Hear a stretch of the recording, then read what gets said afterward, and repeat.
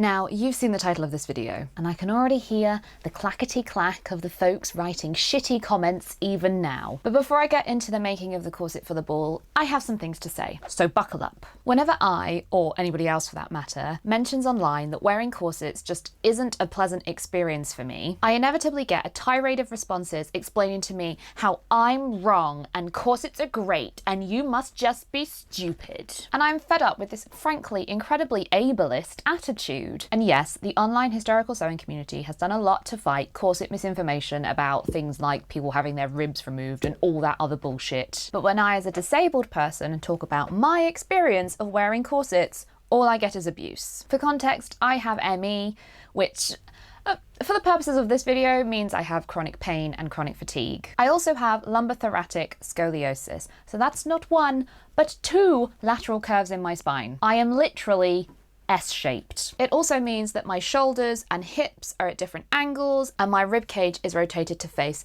that way, while my hips and lower body rotate to face the other way. And if your reaction to that was, ooh, sounds painful, yeah, it is. And I struggle with any kind of pressure on my distorted muscles, even tightly fitting modern clothing, elastic waistbands, bra straps. Never mind a garment that is designed to dramatically compress the body and include several long vertical rods of metal or plastic running down it. But if I bring this up, the response I get is, "Oh no, you're doing it wrong. You're wearing a cheap, nasty, off-the-rack corset. You need a custom-made, top-of-the-range corset and then you'll see that you're wrong." Never mind the fact that that just isn't an accessible option for most people. Not just financially, but in terms of physical access. Custom corset makers are few and far between, and so unless you're lucky enough to live near one or willing and able to travel for fittings, it's just physically not possible to get your hands on one, even if you do have that kind of money. But also it just ignores the wealth of evidence that we have that that's just not what people did in history. For a community so good at research and so enthusiastic about historical accuracy, it amazes me that we still peddle this notion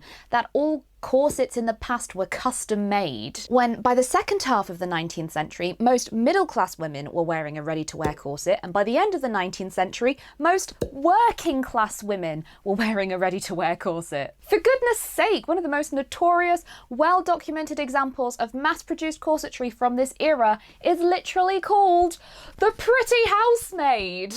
And yes, modern ready-to-wear corsets are no comparison to the historical ones, but they were still a standard size. You could maybe customize the fit a little when you ordered them, but they weren't made to measure. Besides, we have a lot of surviving examples of incredibly low quality homemade stays and corsets that were obviously made by folks without the skills or the time to make them fit perfectly. So I'm sure they had to deal with things like pinching and fit issues too. Also, random stranger on the internet, you know nothing about the sorts of corsets I've been wearing, because all the corsets I've ever worn have been made by a professional theatrical costumier with over 10 years experience working on corsetry.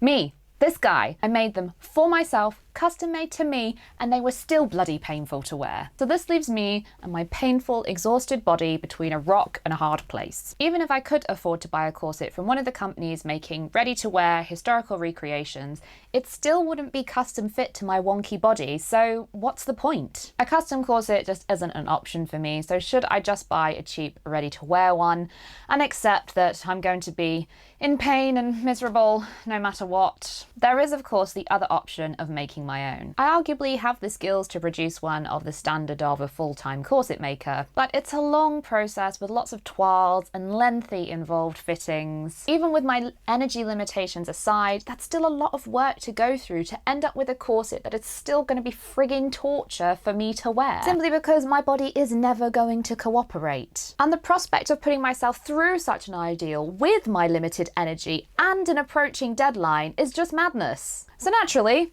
that's what I did.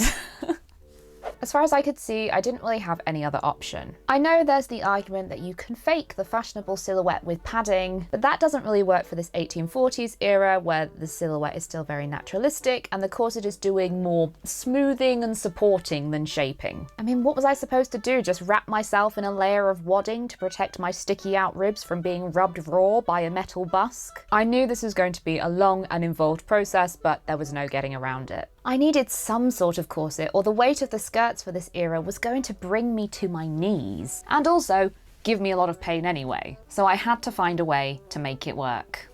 So to begin with, I thought I'd try a slightly unconventional method. I'd made this duct tape dress form a few years ago in the hope it would help me fit my unusual proportions, and it did sort of, but I haven't really used it that much. But for this corset project, I saw an opportunity to try this second skin pattern cutting method popular with cosplayers for making armor and things. You can do it straight on your body, but as I had the dress form, I thought it would be easier and less painful for me to do it this way. You cover the dress form in cling film and then masking tape, and then draw in the lines of the pattern pieces you need directly on the tape.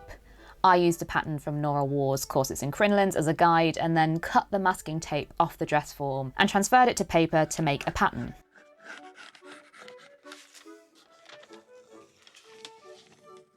For reference, these are the two side pieces, and you can see just how asymmetrical they are. No wonder I have so many issues trying to get this kind of garment to fit.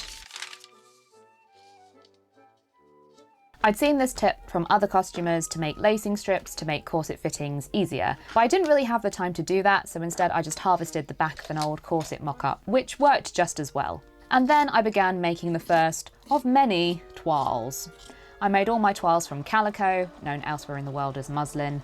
I took a very rough and ready approach for the first mock-up because I really wasn't confident that this method was going to work.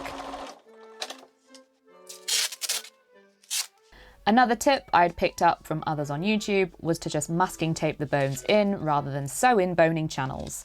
Corsets are really boring to sew because it's a lot of straight lines, so this made it much more bearable.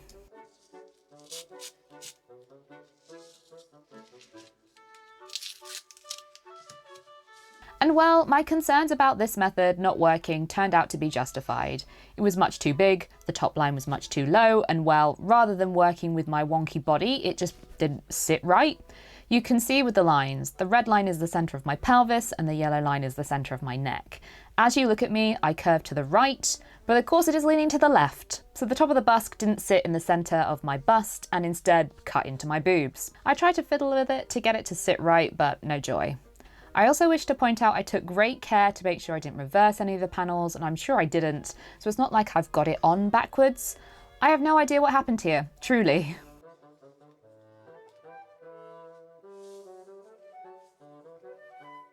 Well, I think it's safe to say that didn't really work. And now that leaves me with quite a big dilemma because I don't know whether to try and work with what I already have in that frankly disastrous mock-up. I mean, it's so off and it's just so big. It also just looks shit. It just doesn't create any sort of pleasing line, and that's because it follows the lines of my body. So I think it was worthwhile doing this. And one of the things somebody asked me once on one of my live streams about accommodating asymmetry and what to do to accommodate asymmetry.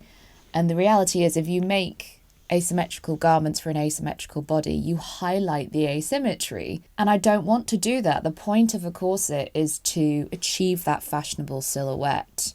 And so while, yes, that mock-up was very comfortable to wear, it was partly because it was so big, which is weird because that duct tape dress form, firstly, when you make a duct tape dress form, you squish everything down anyway. But also, I was slimmer then when I made it than I am now. So I really don't understand how I've ended up with it being so big. And I also left a 2-inch gap down the back, and I'm able to close the mock-up entirely.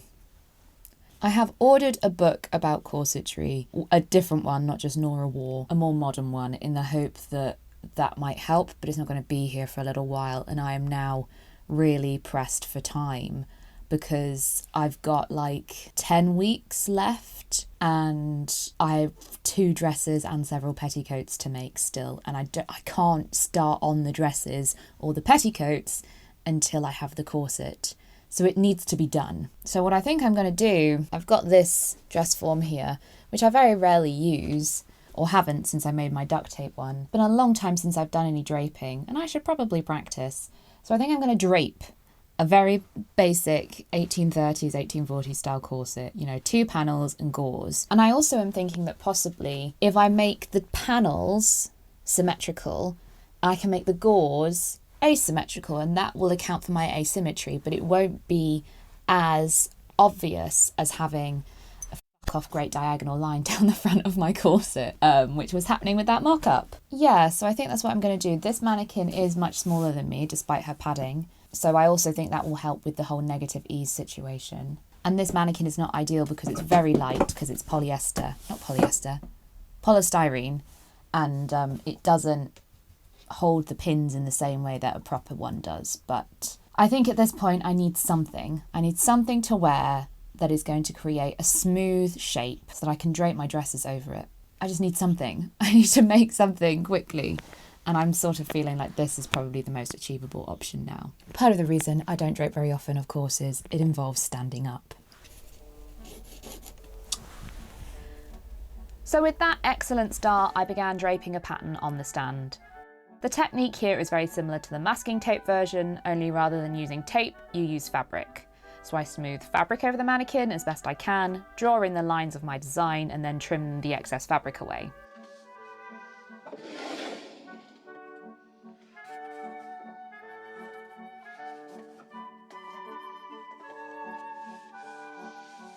Those fabric pieces then become a paper pattern, but I still needed some guidance for where to place the boning channels. I decided at this point that I didn't want to make the kind of smooth, high-end corsets that so often survive in museum collections. I wanted the rough and ready, homemade kind, because let's face it, that was more achievable for me at this moment. The book I ordered was Corsets by Jill Salen, which focuses on these more working class garments, and in the meantime, I turned to Pinterest for inspiration. I came across an example in the Manchester Art Gallery. I can't license the images, so there will be a link in the description so you can take a look yourself. But this was a very well used corset that had repairs and alterations and was much more what I was looking for. So I started on toile number 2, this time sewing in the boning channels as well to test their locations, seeing as I had totally freehanded them based on some grainy pictures on my phone.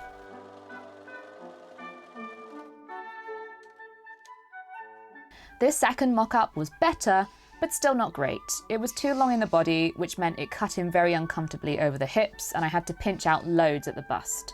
I don't think I'd appreciated how much of the Victorian silhouette comes from having a large cup size. When I scaled up the proportions of original corsets, the bust was always way too big on me, and when I altered it to fit, I lost a lot of that classic hourglass shape. I didn't think to use bust padding for the 1840s era, but with hindsight, maybe I should have. But still, even wearing it for just a few minutes for a fitting, this corset was just too painful to bear. With toile number 2 still not taking me any closer to a finished garment, I had to have a rethink. While looking at the museum description of the black corset I had been using for inspiration, I came across a particular line. Fronts each in one piece, shaped to the bust by 2 gussets, 2 vertical and 2 diagonal bones, remainder quilted.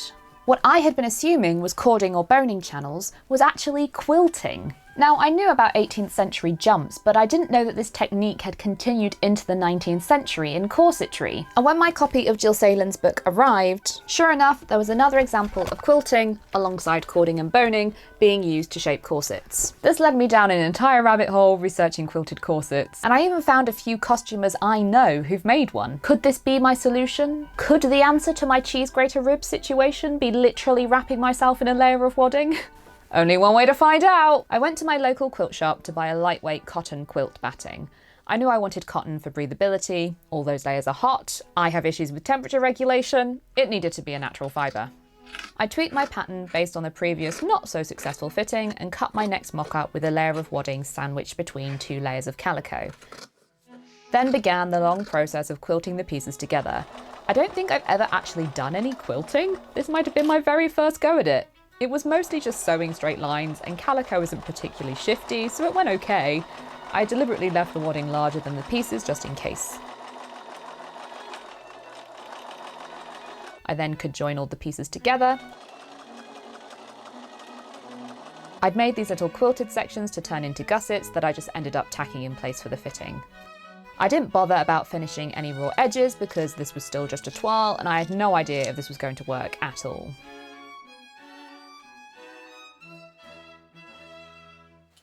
I'm very sorry, I can't find my external microphone anywhere. So, I mean, this room is a mess because of corset fitting. So, it'll be here somewhere. But I finally have a corset mock-up that I'm happy to share with you. So, This is 2 layers of calico and a layer of cotton quilt batting. You can probably see that at the centre front here. And this is based on several things. It's a mashup of various different bits and pieces. But as you can see, I've managed to get something that looks quite straight and even. So I thought I'd talk you through what I've done to make that happen and the alterations I am going to make before I cut it out in the final fabric. So my main issue when I wear a corset is the fact that my rib cage is very prominent, and it's also, you can't really see, it's sort of like rotated around so that one half sticks out, well, actually it's this half, sticks out more than the other. So like originally, I don't know if you can see, I had boning channels down and over the bust, and that firstly was doing weird things because I've only got flat steel bones.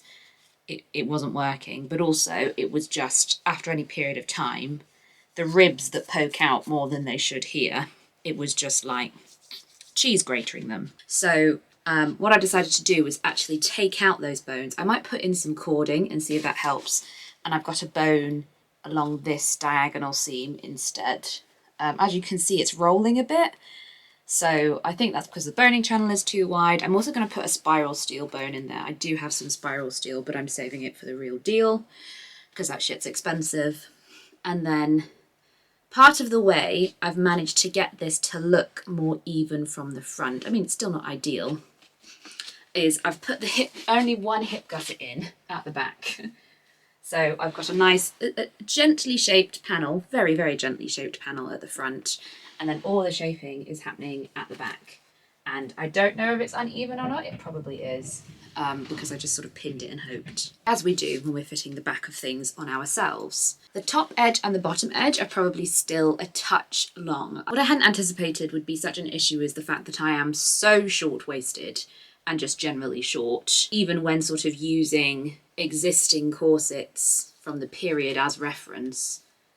I would sort of draw out the length they were supposed to be, and I'd be like, this is long. Penciled in some lines. I have no idea if you can see them.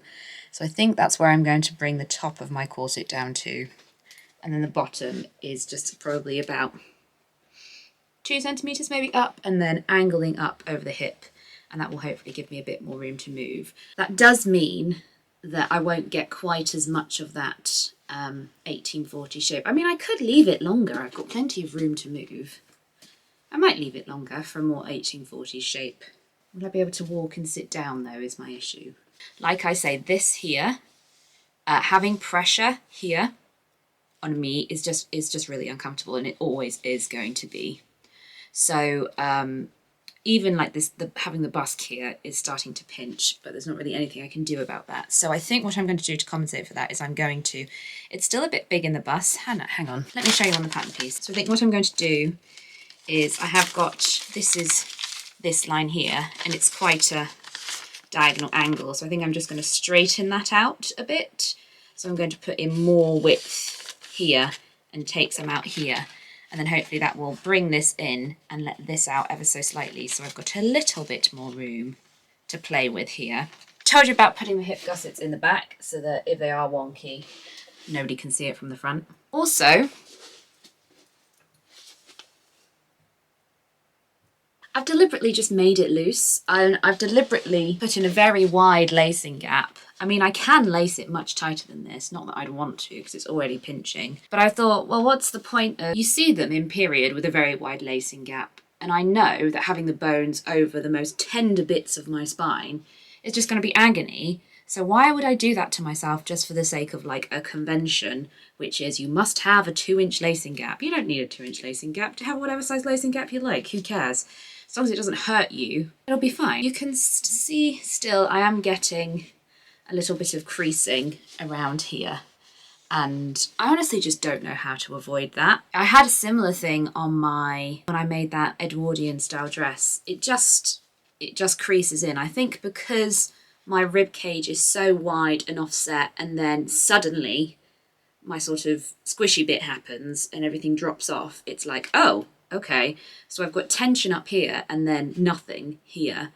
And so unless I make a very sort of weirdly shaped pattern piece, which literally just sort of comes in dramatically, I I don't think I'm going to be able to eliminate those wrinkles. I've also brought my hip gussets right the way up to the waistline. They're often a bit lower than that on corsets in this period, but I need the shaping. Like I say, I'm very short-waisted. There isn't even an inch worth of waist on me to put in an inch waistband, we have discovered, or an inch waist tape. So I need those hip gussets higher to create the shape sooner. This is the thing. It's a balance between making something comfortable and creating a silhouette, the correct silhouette or whatever. Because 1840s corsets tend to have a very low waist, because that was the fashion, was quite tubular and conical still. But why would I do that to myself? I don't really care. So I think what I'm going to do is when I cut my bodices, I'm going to cut them with that sort of V shape to sort of fake a long waist. And if they start up here, oh well, frankly. Part of me is tempted to just bind this and deal with this as is and put a busk in, put the proper bones in, all that sort of stuff, and just go with this and not bother making a sort of final version and turning this into like a wearable mock-up or whatever. Because I am really short of time, and why am I making a corset for this event? Well, I'm making it to get a nice smooth line, which I think I've achieved, and also primarily to help distribute the weight of the dress and the petticoats, because I know from making and wearing Little Dorrit, all that kit is just so heavy, and just the increased weight on my body, if you like, so exhausting. Thankfully, I've bought real silk this time, so whereas that was cotton sateen, so it was really heavy, and so hopefully the real silk will be lighter and less exhausting. I'm also looking into lightweight petticoat options like organdy and things rather than a corded petticoat. Yeah, still, that was the primary reason why I wanted a structured undergarment, is to help distribute the weight of the dress. So I really don't care what it looks like. So how lazy? Well, no, not lazy. That's not the word. How much do I want to prioritise the dresses over the corset? I want to prioritise the dresses. I don't think I'm going to make it. I think I'm just going to finish this. I really don't think I care. I actually think I'm just going to finish this. Literally, the gussets are zigzagged in. Like, all the raw edges, everything. I really don't care. It's just a means to an end. This can be good, and then we'll have better and best options where, if I have time before the ball, I've got the pattern, I know the alterations I want to make, I'll make the corset. But at least I'll have something this way. And I can sort of put this entire frustrating, soul-destroying process to bed, get started on the fun stuff. So then I started the process of making this mock-up more like a finished garment. I trimmed down the excess inside and then began making those slight alterations I talked about, taking in the bust and letting out the waist ever so slightly. I didn't have a lot of seam allowance to play with, so I really did let it out a very tiny amount. Then I trimmed down the top and bottom edges, lining up both sides of the corset as best as I could so that they matched roughly. Now that I had the pieces of the corset dismantled again, I began adding more cording and quilting lines to give a bit more structure to the corset. I mostly eyeballed these, using the width of my presser foot as a guide, and made them just about big enough to fit the width of cord that I had in my stash through them. For the gusset panels, I just zigzagged over the raw edges to hold the bulk in place and to prevent fraying. Not pretty by any means, but quick and secure. I then threaded cord through the channels I had just sewn using one of these long needles used for doll making. This was really difficult to do, and I wouldn't attempt this method again, but because of the way I had already quilted the panels, it was my only option. Some of the channels I had sewn were too big for the cord, so I got out my zipper foot and just did another line of stitching to make them fit better.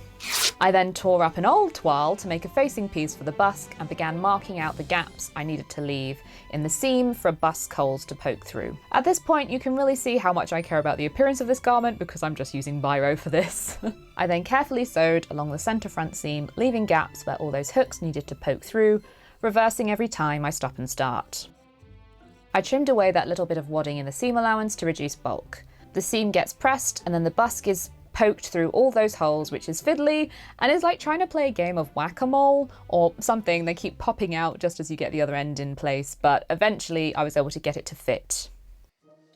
This then gets stitched with a presser foot as close to the busk as possible so it fits really tightly. This was fiddly and cumbersome to do because you're fighting the very rigid metal of the busk, but it was easier to do it with the panels apart than it would have been attached to the rest of the corset. I wasn't satisfied with my first attempt, so again, I just did another line of stitching once it was sort of tacked in place to be more precise. Then lining everything up to the other side, I marked where the post holes needed to go to correspond to the hooks on the other side. I did use pencil for this because it would have been more visible. I used an awl to poke the holes where the little posts will sit, but then I installed the other half of the busk in basically the same way. I realised at this moment I'd forgotten to do a little bit of quilting at the waistline, so I did that before moving on to installing the eyelets. And they are eyelets in this case because I didn't have anything else, and they were also incredibly small. But I didn't want to buy anything, so I just used what I had and hammered them in place on my garden step using a vintage eyelet tool I had in my stash that wasn't actually designed to use with these eyelets, but it worked. This is easily going to be the worst thing I have ever made. Easily. This corset. I'm such a fool. Because I'm just not interested. I'm not enjoying myself. I'm just not, my head just isn't in it. And so I set all these eyelets in, and I think I did quite a good job actually. I mean, they're probably too small, but they're what I had. They're also eyelets, not grommets, so they probably won't last. Oh well. If I was going to use eyelets this small, I probably should have spaced them closer together, which I haven't done. Oh well. However, what you might notice is the glaring mistake I've made, which is that I've set the eyelets before I've finished the raw edge. So what I should have done is made a facing and stitched the facing down like I did when I put in the busk. That's better, now you can see it. I should have done that for the centre back as well. But I didn't. And actually, when I look at it, because of the quilting, I don't think the eyelets that I have would have gone through another layer of fabric. So I'm going to have to do something else. I think I'm just going to bind it. Really don't care at this point. Who cares? I need a corset. I need to get this done because it's dragging on and on and on, and it's cutting into my making time for the things I'm actually excited about. I also noticed, despite trying to cut these evenly, one is much longer than the other, and when I matched them up at the other end, one it's so bad. Like, look, it's completely off at that end as well, but in the opposite direction. I guess this is a lesson in compromising on your standards. Not everything needs to be perfect. I will come back to this at some point when I'm not on a deadline, not in a rush, when I'm motivated to work on it, when I can, I don't know, have somebody help me with fittings, and I'm not trying to do all this on my own, when I'm feeling a bit more positive about my body. For now, it'll do. It's good enough. Let's see if I can't find some pre-made binding because I don't want to have to cut my own. I did indeed find some pre-made bias tape, and I decided to finish all the raw edges with it, including the ones that would be on the side seam rather than do a flat felled seam, but because it was quicker. I finished the edges of the side seam before sewing it together. Just made everything much neater and easier. I also decided at this point I wanted an extra boning channel in the back piece, but I couldn't quilt it, so I just stitched some cotton tape on the inside to make an internal boning channel. I then bound the bottom edge of the corset, ready to insert the steels.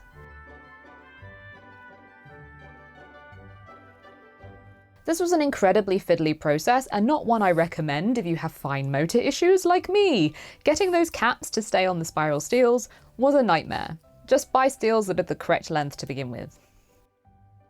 The flat steels were the worst. It was so difficult to cut them, and then I had to file them down using my dad's Dremel, which he kindly lent me. Thanks, Dad. And I actually still ended up covering the ends of the bones with masking tape because I didn't have any caps that would fit them to stop them poking through. But with the bones in place, all that remained was to bind the top edge of the corset, which I did in exactly the same way as the bottom, and then it was finally done.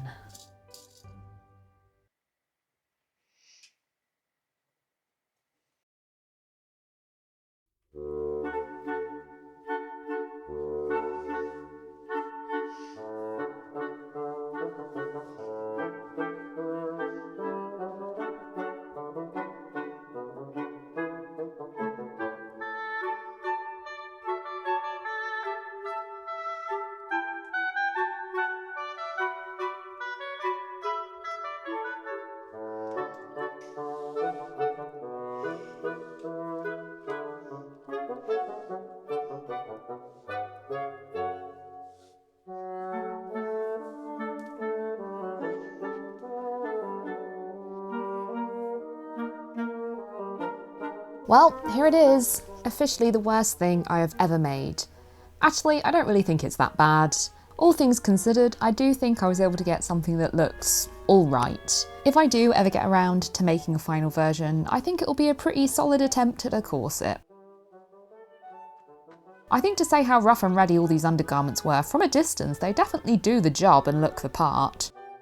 I'm still not sure about this whole open crotch situation. A lot of people have recommended I wear the chemise loose over the bloomers instead, and I think I will try that next time because this weird bubble butt situation is not ideal. On close inspection, it doesn't look too wonky, but you can also see a lot more of the questionable construction. But I do really like the shape it creates. I don't know why the chemise puff sleeves and the bloomers, it's almost giving 1950s peasant blouse and capri pants. I don't know, I felt cute. Still, after all this work, I stand by what I said. It really fucking hurts. I still believe that corsets are evil, and I shall further demonstrate why in my wheelchair. There's no way to sit comfortably and not have the bottom of the bust poke in a really uncomfortable place. Victorian ladies would often perch on the edge of a chair like this, which helps, but that's not a safe or convenient position to use a wheelchair in. You also have to have your legs up off the floor, which makes it dig in even more. Similarly, when you sit down, naturally the flesh of your backside is pushed up, right into the bottom edge of the corset where you have the bones at the centre back. Here I tried to smooth my body away from the edge of the corset, but the only thing I found to be effective was scooching forward a bit, so I was at more of an angle, which meant trying to propel my chair in this awkward reclined angle, which was really uncomfortable for my neck and shoulders. You also frequently in a self-propelled wheelchair need to bend at the waist to get enough momentum to power forward over difficult terrain or uphill.